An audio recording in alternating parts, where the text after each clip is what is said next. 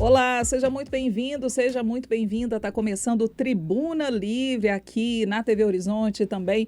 Hoje, diretamente do estúdio da Rádio América, a gente também com transmissão no YouTube. Você que nos acompanha, pode ficar à vontade, porque a gente está chegando. Eu, Adriana Ferreira e também Léo Apolinário. Tudo bem, Léo? Bom dia. Tudo bem, Adriana? Muito bom dia para você, bom dia também para todos que estão nos acompanhando pela TV Horizonte, pela Rádio América, Rádio Cultura também. Vamos juntos nessa segunda-feira, porque você já sabe, aqui no Tribuna Livre, onde a informação e a sua participação se encontram e fazem a diferença. E é isso, hoje a gente começa o programa, né, com o nosso tema do dia. A gente já vai direto ao ponto, direto ao assunto, porque o Estatuto da Criança e do Adolescente completou 35 anos, né, e transformando aí uma cultura de assistencialismo e punição em uma cultura de proteção de direitos e por meio de políticas públicas. E a gente já te pergunta, viu? Já começamos o programa de hoje assim, ó. Nossa pergunta do dia vai aparecer aí na tela para você. O ECA tem sido efetivo na proteção de crianças e adolescentes? Queremos a sua participação aqui, tá bom? O nosso WhatsApp, você já sabe, é o 99412-2179. 99412-2179. Participe com a gente aqui no Tribuna Livre. E a gente conversa hoje com o padre Dário Chaves Pereira, da Arquidiocese de Mariana, está aqui com a gente. Ele que também é assessor eclesiástico da Pastoral do Menor da Regional Leste 2 da CNBB, Arquidiocese de Mariana. Agradecendo, viu, padre, pela presença, pela participação. Veio de Mariana para falar conosco, a gente está se sentindo, nós estamos nos sentindo muito lisonjeados com isso, viu? Muito obrigado, Adriano, Léo, a toda a produção, a todos que nos acompanham desse programa. Agradeço muito a vocês pela oportunidade, porque a Pastoral do Menor realmente precisa de parceiros para cumprir a sua missão. Vamos falar sobre o Estatuto da Criança e do Adolescente, porque a Pastoral do Menor ela é muito voltada, né, ao cumprimento do que o Estatuto prevê. São 35 anos, Dário, que avanços a gente pode verificar, né, o senhor que está atuante na Pastoral do Menor, vendo de perto todas as situações e os problemas. Hoje a gente tem um arcabouço de proteção maior do que antigamente? Temos o Estatuto da Criança e do Adolescente. Foi um marco, ele é um marco na sociedade, porque ele trouxe a oportunidade para as crianças e adolescentes que são sujeitos de direitos.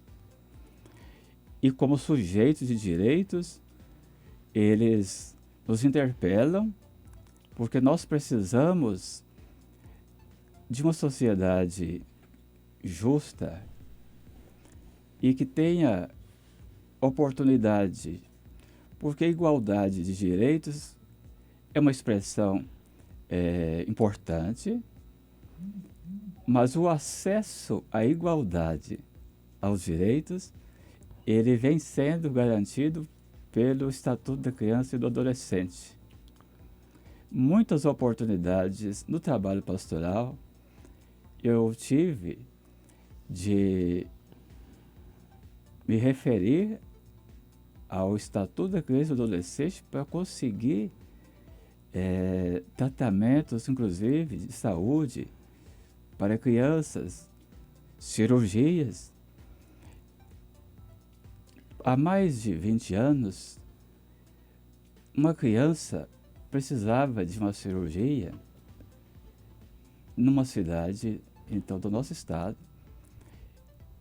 e os documentos da criança estavam retidos por motivos ideológicos. Sim.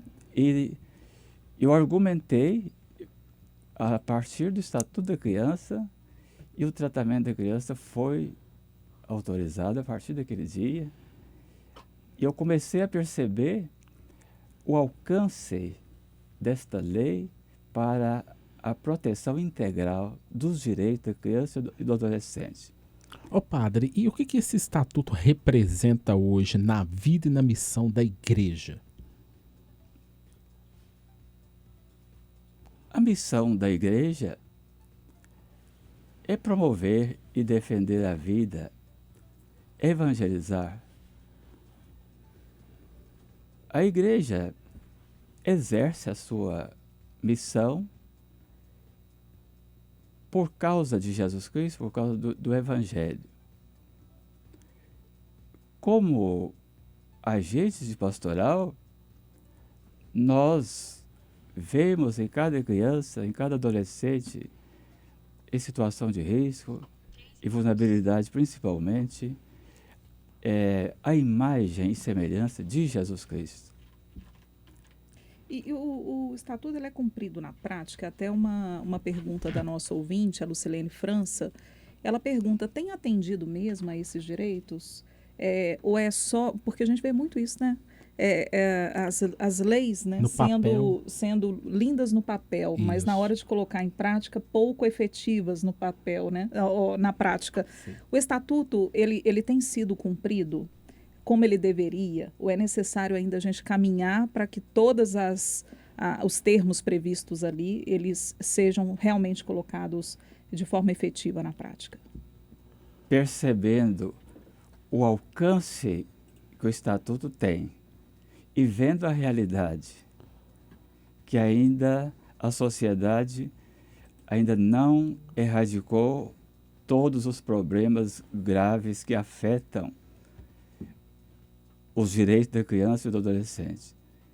Ainda existem muitos desrespeitos. E precisamos realmente fazer com que a lei saia do papel e passe para a prática. Uhum. Nós vamos precisar de muitas pessoas comprometidas nessa causa. É uma causa de toda a sociedade.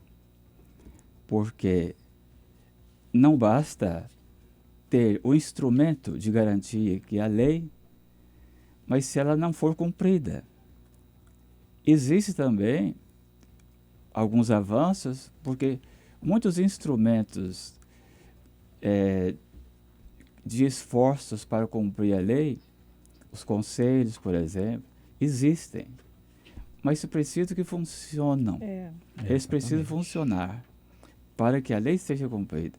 Quanto mais o Estatuto da Criança e do Adolescente for cumprido em nossa sociedade, a nossa sociedade será melhor para todos. Com certeza. E a gente vai para um rápido intervalo, né, Léo? Isso, a gente vai fazer uma pausa agora, bem rapidinho, mas você não saia daí, vai participando com a gente. A pergunta do dia é: o ECA tem sido efetivo na proteção de crianças e adolescentes? O nosso WhatsApp é o 994122179. O WhatsApp do Tribuna Livre para você participar e ajudar a gente a fazer esse programa. Voltamos já.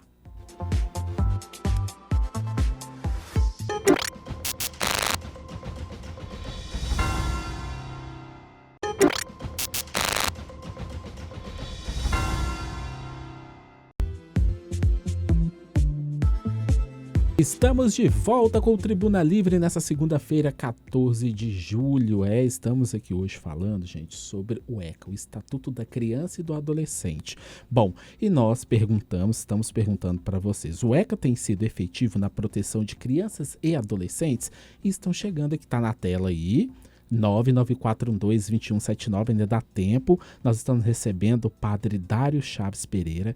Ele é da Arquidiocese de Mariana e assessor da pastoral do Regional Leste 2, tá bom? Bom, ô padre, nós estamos recebendo algumas participações aqui dos nossos ouvintes. E é a Ângela Gonçalves, ela faz um comentário assim, ó: o ECA tem sido o grande diferencial de todos os tempos. Ainda precisamos de ações de fiscalização que acredito ser um grande desafio. Obrigado, viu, Ângela, pela sua participação. E é isso mesmo, né, padre? Tem que ter uma adesão da sociedade, da igreja, da escola, das famílias, de todo mundo. Sim, verdade. Então, a Ângela colocou muito bem. É isso mesmo. O ECA, ele é um marco de desenvolvimento na sociedade atual. Precisa realmente de fiscalização, porque o cumprimento da lei é que vai fazer a diferença, não é a existência apenas. E na verdade, eu vejo que há muito que sair de dentro do Estatuto para transformar numa prática libertadora em favor da efetivação dos direitos da criança e do adolescente mesmo. Uhum. Em relação à pastoral do menor, queria que o senhor falasse, logo no início do programa o senhor falou da necessidade de parcerias. Como é que está sendo o trabalho? De que forma que as pessoas podem, né, ajudar, auxiliar nesse trabalho da pastoral, para que juntos, né, a gente possa fazer de forma mais efetiva essa transformação, né, da lei que está no papel em prática? Aí você se refere especificamente à pastoral do menor. Exato.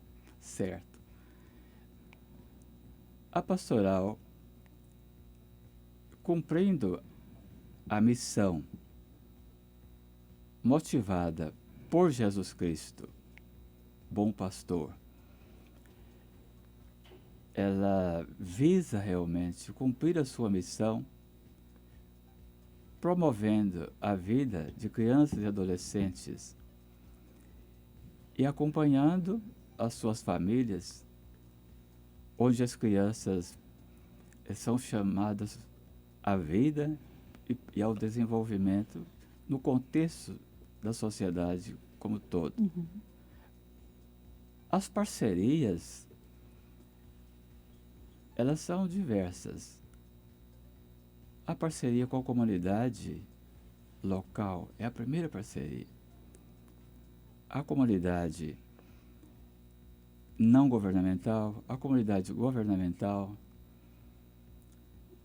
as parcerias com todas as pessoas de boa vontade, porque são muitas as formas em que as pessoas podem ajudar.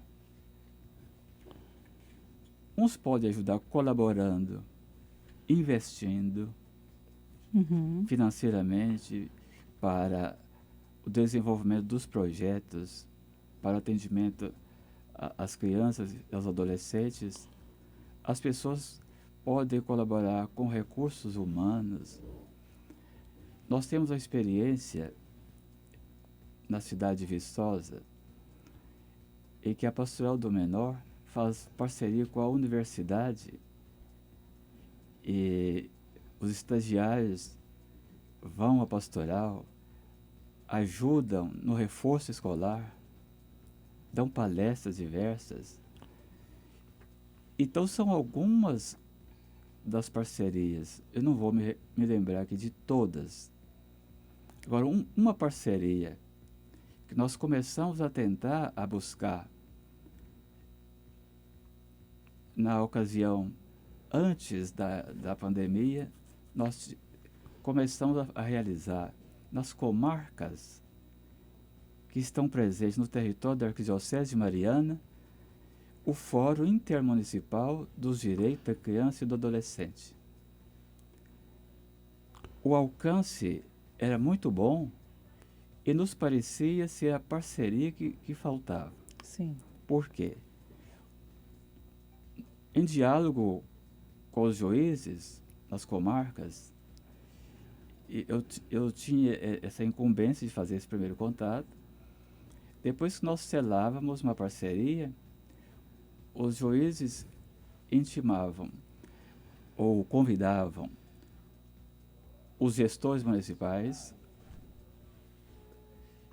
e nós íamos fazer então um debate sobre construir em consenso e de acordo com a realidade local quais políticas públicas poderiam ser desenvolvidas naquele determinado município com os recursos que ele tiver.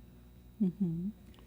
E para que as políticas públicas operassem conjuntamente para surtir realmente a efetivação do atendimento à criança e do adolescente. Joia. Sim.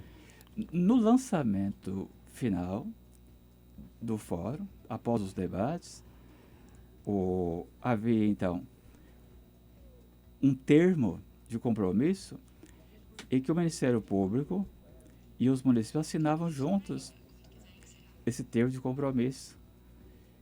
E depois nós podemos, inclusive, a voltar a falar desse assunto, não sei se hoje ou às vezes em outro momento. Claro, em outro momento. O padre, para a gente encerrar, estamos caminhando para o final da nossa entrevista, queria que o senhor falasse para a gente, são 35 anos, quais são as perspectivas agora para o futuro?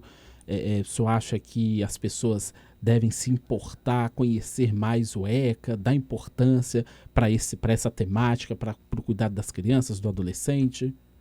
Eu vejo que o ECA precisa ser estudado, apresentado em todos os setores da sociedade permanentemente. Porque tem no ECA os instrumentos de motivação e condução dos trabalhos para que os direitos das crianças e dos adolescentes sejam respeitados, a lei seja cumprida e realmente produza, ou seja, construa uma sociedade que seja realmente de paz para todas as pessoas. E deixar aqui, gente, quem quiser contribuir com os projetos, né, em apoio às crianças e adolescentes da Pastoral do Menor, tem um número de celular, não é isso, Padre Dário, que é a chave Pix. Sim. Então, se você quiser também ajudar, né, pode ligar ou pode acionar aí a chave Pix por meio do 31 997 93 2633. Está aí na sua tela para você que está na TV e para você que está no YouTube. Eu repito aqui para você que está no rádio, ó, 997 93 26 33. A gente conversou com o Padre Dário, que é da Arquidiocese de Mariana, Padre Dário Chaves Pereira, assessor eclesiástico da Pastoral do Menor, da Regional Leste 2 da CNBB. Padre Dário, brigadíssimo, tá, pela participação. A gente espera revê-lo em breve para falarmos mais sobre as ações, viu? Muito obrigado. A gente é que agradece. E aí, Léo? E manda um abraço pro povo, esse povo querido lá de Mariana e toda a região, tá de bom? Barra Longa. Barra Longa, toda a turma boa lá. Excelente. Agora nós vamos fazer um rápido intervalo e na volta nós vamos apresentar aqui para você uma entrevista exclusiva que a Adriana fez para o Tribuna Livre com o ministro da Saúde, Alexandre Padilha, tá bom? Muito interessante, o ministro fala de muitas coisas boas que você precisa saber, tá bom? O Tribuna Livre vai para um rápido intervalo e nós voltamos já.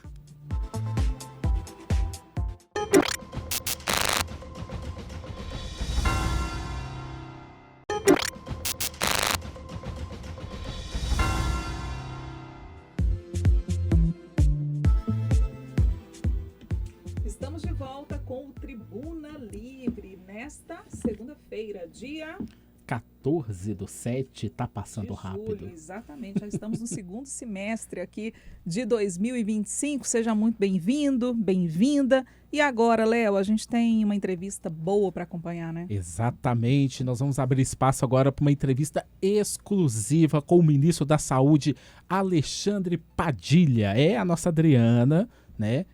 Muito competente, esteve com o ministro. Obrigada, amigo. O senhor também é, tá? Muito obrigado. Mas o mais importante é dizer, Léo, que o ministro fez questão de atender a TV Horizonte, a Rádio América, e falar com vocês, né, a respeito de tantos assuntos importantes. E é com muita honra mesmo que eu apresento aqui, que a gente traz essa entrevista por conta da importância dos assuntos que serão abordados. Exatamente. O ministro, gente, ele esteve em Nova Lima, lá na sede da empresa Bion, uma das responsáveis pela fabricação da insulina brasileira. E a Adriana conversou com ele e traz agora essa entrevista exclusiva. Tem muitos pontos importantes que o ministro fala nessa entrevista para a Rádio América e para a TV Horizonte. Vamos acompanhar.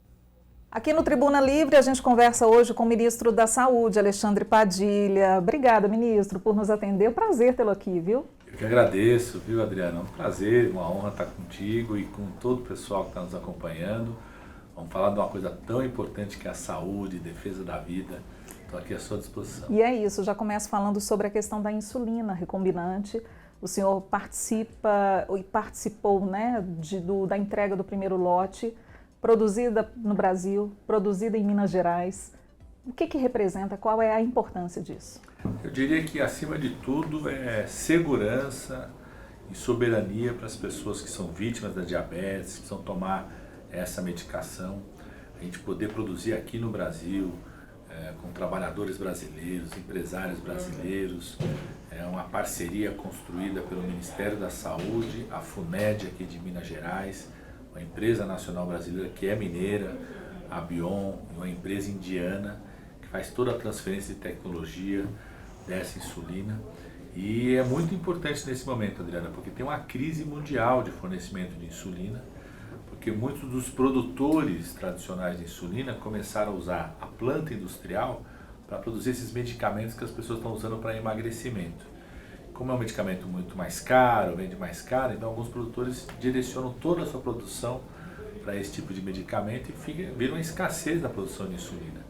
Então a gente ter empresa brasileira, combinado com a fundação pública, garantido pelo Ministério da Saúde, produzindo aqui no Brasil e em Minas, é um passo muito importante para a soberania, para a segurança. A pessoa que está com diabetes ali, saber que não vai acontecer o que aconteceu na época da pandemia, que parou a entrega, porque uma parte era produzida na China, tinha dificuldade de transporte. A gente vai ter a produção aqui no Brasil, depois de mais de 20 anos que o Brasil não produzia insulina, produção aqui no Brasil, empresa brasileira, fundação pública, dando segurança para o SUS, sobretudo para os pacientes que recebem insulina. Já que estamos falando sobre diabetes, a gente tem um veto presidencial em relação ao projeto que prevê equiparar o diabetes tipo 1 à deficiência e assim garantir direitos aos pacientes com diabetes. Há uma mobilização muito grande aqui em Minas e também no Brasil de pacientes, familiares e parlamentares também na tentativa de derrubar esse veto. Gostaria da opinião do senhor a respeito disso. Há condições disso ser feito? E caso não haja, qual outra solução para garantir esses direitos às pessoas com diabetes? Primeiro que as pessoas que têm diabetes, em especial diabetes tipo 1, o primeiro direito que elas têm que ter é do tratamento. Receber insulina, o tratamento desde o começo, essa é a garantia.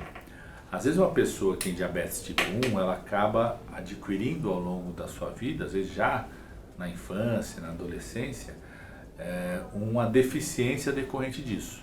Se ela adquire uma deficiência decorrente disso, ela também passa a ter direito aos acessos, aos direitos a tudo aquilo que uma pessoa com deficiência tem.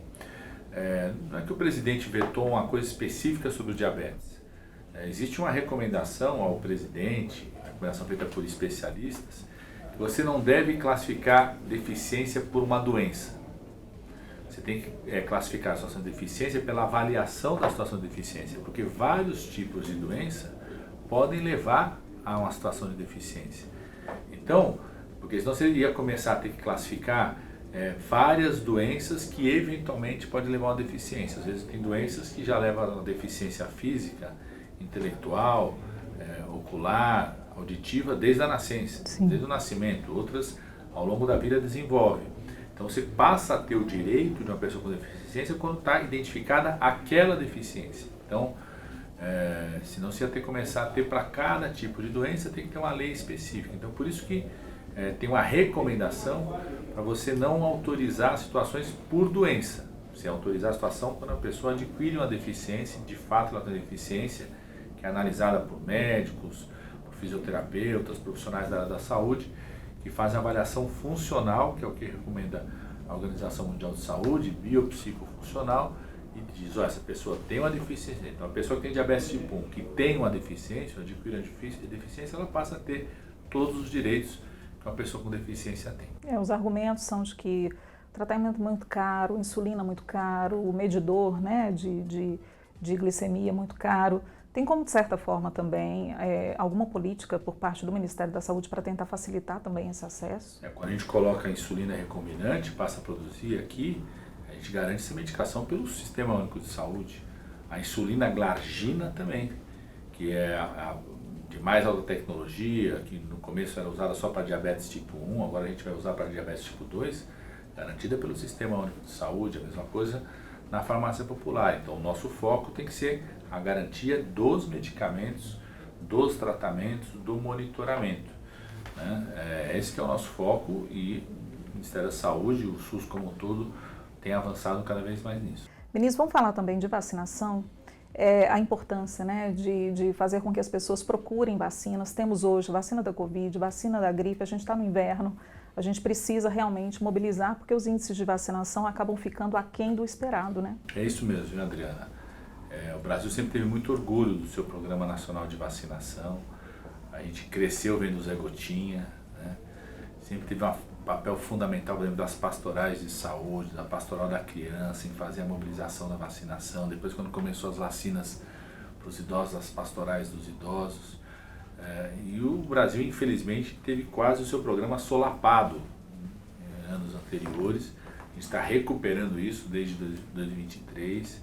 Voltamos a recuperar o certificado de eliminação do sarampo.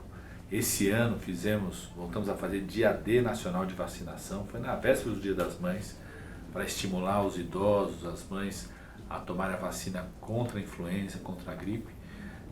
O povo está respondendo, mas a gente precisa responder mais. É muito importante as pessoas compreenderem que a vacina é o primeiro passo para a prevenção. A vacina salva vidas, é defender a vida. E as pessoas terem segurança na vacina. Eu sou médico, infectologista, sou especialista nisso. Tenho uma filha de 10 anos que eu vacino tudo. Eu vacinei o presidente da República, o presidente Lula, o vice-presidente Alckmin. Se eu tivesse qualquer desconfiança nessa vacina, eu não aplicava neles, nem na minha filha. Tomo todas as vacinas que estão disponíveis, eu tomo todas as vacinas. Então eu queria pedir para as pessoas, sobretudo na gripe, né, procurem a unidade de saúde. Qualquer pessoa, independente de qualquer faixa etária, qualquer situação, pode ir lá tomar a vacina contra a gripe, que vai ser vacinada na unidade de saúde. O senhor anunciou há pouco tempo o uso, né, terapias celulares para tratamento de câncer com parceria, né, com os países que fazem parte do BRICS. Eu queria que o senhor falasse a respeito disso. Como é que está? O senhor está animado com isso? Estou muito animado com toda a parceria dos BRICS, que envolve países que produzem tecnologia. A gente está vendo o exemplo aqui, essa insulina recombinante é uma parceria Brasil e Índia. A insulina glargina, que também é uma outra de alta tecnologia, também produzida aqui na Ambion, que vai começar a ser entregue daqui a pouco para o Ministério da Saúde, é uma parceria Brasil e China, né? A Rússia tem radiofármacos, esses países dos BRICS têm muita tecnologia que nós estamos trazendo para o Brasil. E como é a previsão, né, de toda essa tecnologia chegar ao Brasil e chegar principalmente ao paciente? Por exemplo, das terapias celulares, já começou a ter, essa semana até uma médica mandou uma mensagem, feliz da vida, um oncologista falando, aqui no Hospital das Clínicas da Unicamp já começamos a receber o primeiro paciente da terapia celular que está sendo desenvolvida aqui no Brasil, nessas parcerias.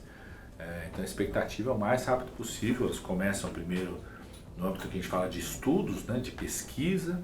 À medida que vão mostrando evidências, a gente pode, depois das evidências demonstradas, fazer a incorporação completa dela no Sistema Único de Saúde. Nesse momento ela é feita em centros especializados, ligados às universidades ou laboratórios de pesquisa aqui no nosso país, em parceria com países dos BRICS, como tecnologia chinesa, tecnologia indiana, tão importante para o nosso desenvolvimento.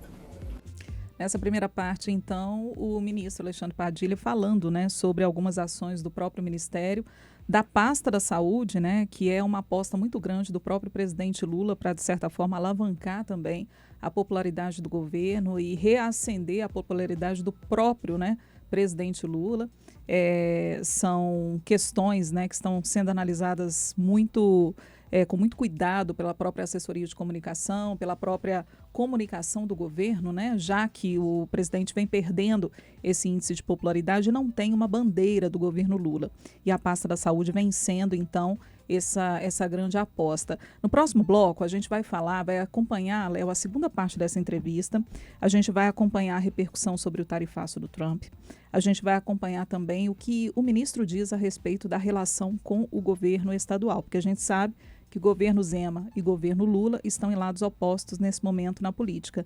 Mas a gente sabe que na prática a gente não pode ter lados opostos quando fala em população, né? Principalmente em saúde, né? E o bem para a população.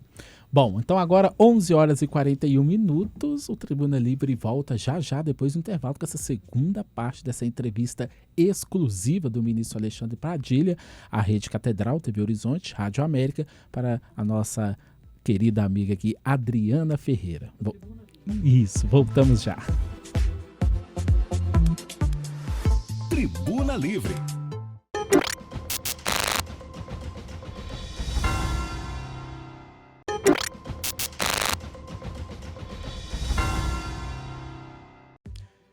Estamos de volta com o Tribuna Livre nessa segunda-feira, 14 de julho de 2025. E nós estamos apresentando hoje uma entrevista com o ministro da Saúde, Alexandre Padilha. Ele conversou com exclusividade com o Tribuna Livre, com a nossa apresentadora aqui, Adriana Ferreira. Só dizer que foi um trabalho conjunto, né, Léo? A gente batalhou muito para conseguir essa entrevista e a gente conseguiu. Léo estava lá também acompanhando tudo e a gente participando, né, e nos empenhando para trazer na maior qualidade possível essa entrevista para você, não só de assuntos relacionados à pasta, mas assuntos de repercussão também, porque a gente precisa, né, a gente não pode deixar, né, de perguntar certas coisas, mas tudo é o jeito de perguntar, né, Léo? A gente precisa saber como perguntar e o que perguntar. Então ele falou sobre assuntos delicados, como essa questão do tarifaço do Trump, né, 50% de tarifas, inclusive o presidente Lula já discutindo, né, como que vai resolver essa situação. Ontem ficou até 10 horas da noite reunido com ministros para saber de que forma que isso seria discutido e resolvido. Tem reunião hoje, Tem né? reunião e hoje, parece que amanhã vai ter um decreto. Segundo Exato. o vice-presidente Geraldo Alckmin, amanhã vai ter um decreto. Exato. Então, são assuntos que a gente precisa saber, né, o impacto disso. E, além disso, né, como que isso também, essa relação do governo federal com o de Minas, impacta a população? Porque a gente sabe dessas posições opostas políticas, né, do governador Romeu Zema e do presidente Lula. E o ministro Alexandre Padilha também falou a respeito desse assunto. Que tal a gente acompanhar a segunda parte agora? Vamos acompanhar. Vamos lá? Ministro, a gente está vivendo também um momento de bastante insegurança no que diz respeito às notícias que chegam dos Estados Unidos em relação às tarifas. Mais uma vez, né, as tarifas sendo impostas aqui à exportação e tudo mais ao Brasil. Como que o senhor vem recebendo essas notícias e, principalmente, de que forma isso pode impactar na saúde, quebra de patentes, tudo isso vem sendo levado, né, à tona? O que o senhor tem a dizer? Bom, primeiro a gente tem que ter muita sobriedade, como disse o presidente Lula, apostar na diplomacia, até porque o presidente dos Estados Unidos atual, Trump, ele faz isso o tempo todo dia ele briga com alguém, faz um anúncio diferente que não necessariamente vira realidade. Eu estava na Assembleia Geral da Organização Mundial da Saúde, há mais ou menos um mês atrás, e antes da abertura da Assembleia ele fez um anúncio também, dizendo que ele ia, para diminuir o preço dos medicamentos dos Estados Unidos, ele ia exigir que se aumentasse o preço no resto dos países. Eu fico imaginando se todos os ministros da saúde estavam lá, a partir de uma fala dessa dele, saíssem desesperados para ver a situação dos contratos, garantir como se ele fosse fazer.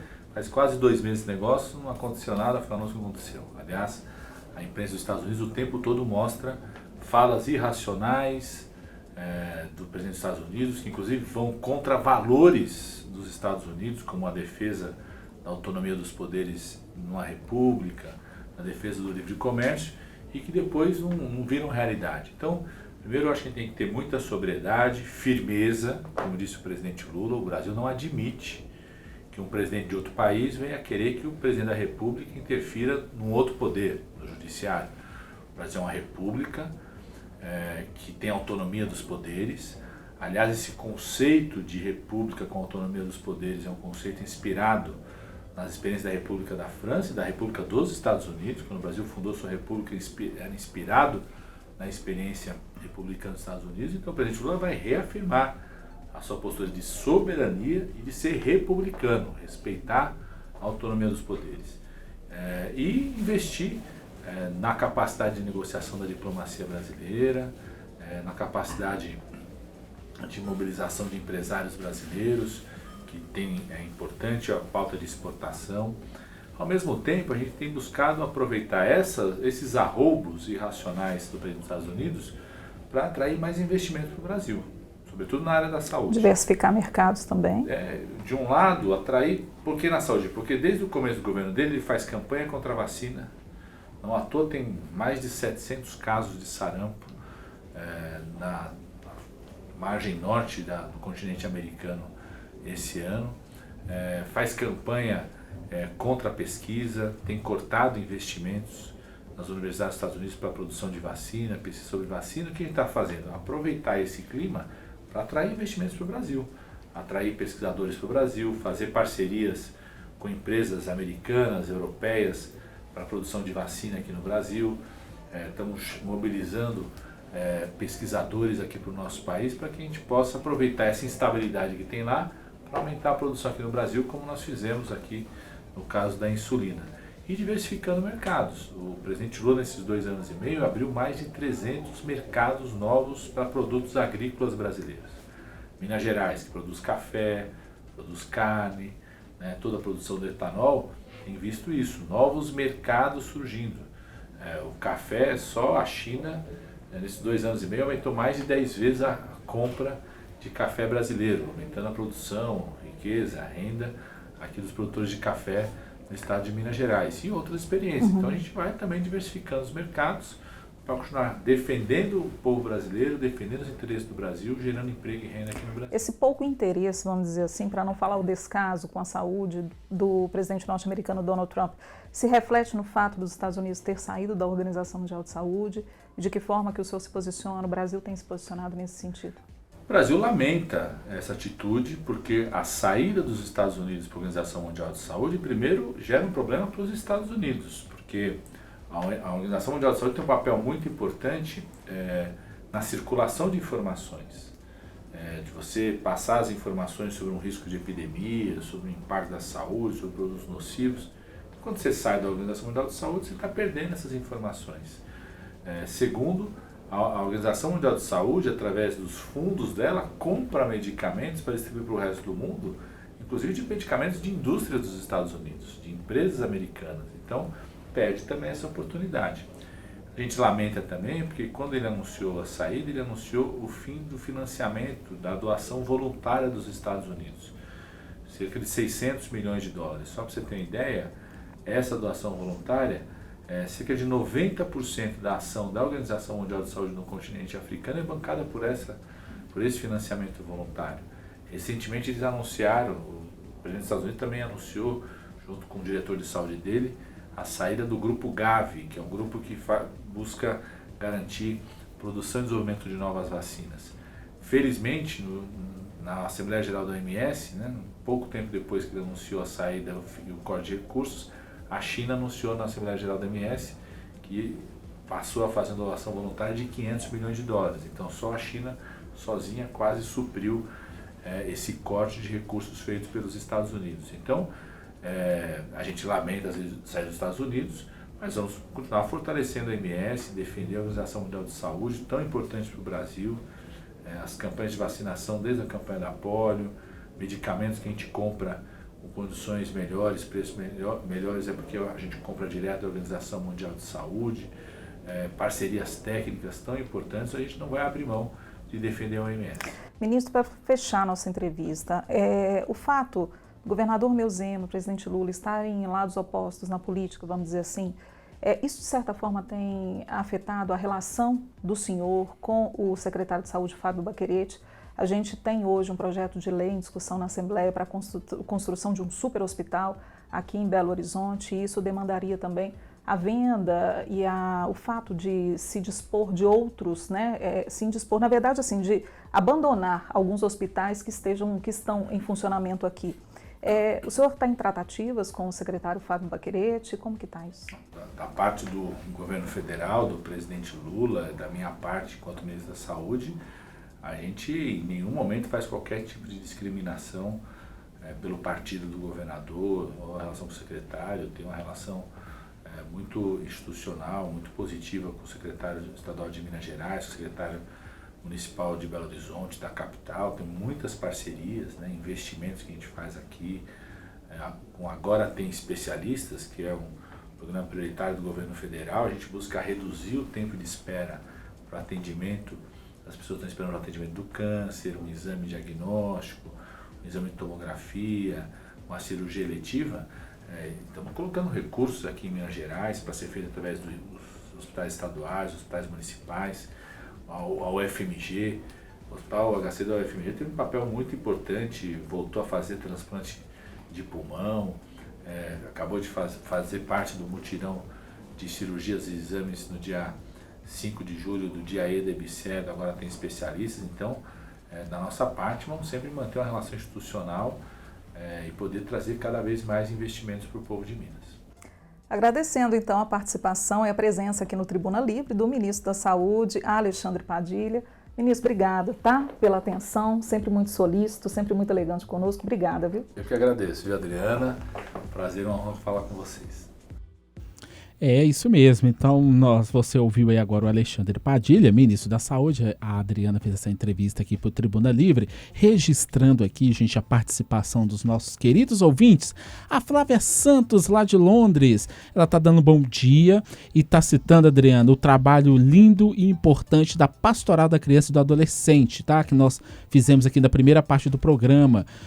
Realmente a igreja faz toda a diferença nesse projeto, segundo a Flávia, e dando parabéns aqui para o padre pela missão, tá bom? O padre Clarison, que é daqui da Arquidiocese de Belo Horizonte, tá parabenizando pela entrevista com o ministro da Saúde, e a Lucilene França também tá dando parabéns para a entrevista aqui com o nosso ministro Alexandre Padilha. Importante reforçar que a entrevista na íntegra você acompanha lá no YouTube aqui da TV Horizonte. E você pode acessar, daqui a pouquinho a entrevista já está lá, e você pode assistir a parte que você perdeu ou a entrevista na íntegra, tá? Isso. Assim como o nosso programa, né, Léo? Exatamente. Lembrando que o YouTube é tvhorizonte.oficial, tá bom? Você pode conferir o Tribuna Livre, outros programas, e também pode conferir toda a programação, ficar por dentro de tudo aqui da TV Horizonte. É isso, acompanhar também as nossas redes sociais, TV Horizonte Oficial, também Rádio América Oficial. Estamos lá também com muitos destaques, e aí sempre que tiver ali o destaque do Tribuna Livre, você vai lá, comenta, fala se você está gostando, tá bom? Dessa forma a gente vai engajando também as nossas postagens, ensinando o algoritmo, né, a importância do conteúdo do Tribuna Livre. Algoritmo tem sido falado por nós aqui há umas 2 semanas, e vamos ouvindo bastante essa palavra. Com certeza, nós estamos fazendo, né, uma especialização, a gente está tendo um conteúdo bem importante sobre essa questão do algoritmo da inteligência, né, e do YouTube, sobre SEO. Google, né, com a Luana Cruz. Então o algoritmo está no nosso radar aqui o tempo Exatamente. todo. Né, Léo? A gente já faz o programa pensando no algoritmo. Pensando, exatamente. Mas pensando em você também, tá? No que você quer ouvir, no que você quer acompanhar, né? É claro que você tem vez aqui do nosso Tribuna Livre, tá? A gente já vai encerrando, a gente volta amanhã às 11 em ponto. Exatamente. Quem chega agora é o André Santos e a Janaína Regiane com o Rede Notícia.